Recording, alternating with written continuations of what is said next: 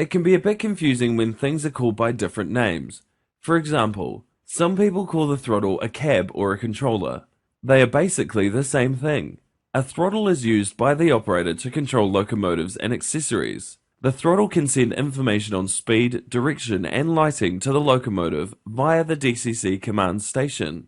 A throttle is usually handheld to make walk-around operation much easier.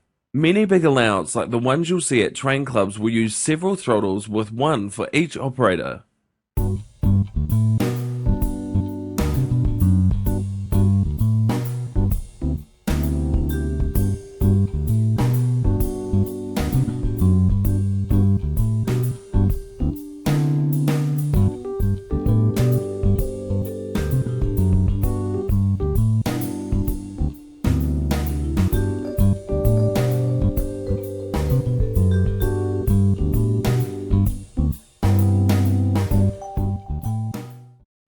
The command station is the mastermind of the DCC system.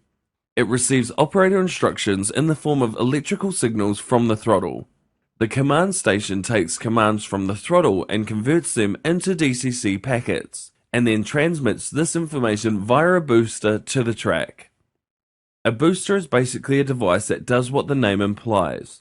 It boosts a low current DCC signal from the command station and increases it to a high current signal, which is required by locomotives and line-side accessories to operate DC motors. Boosters are connected to the track of their associated booster district. Most DCC systems allow for several boosters, as this is often needed, particularly with big layouts.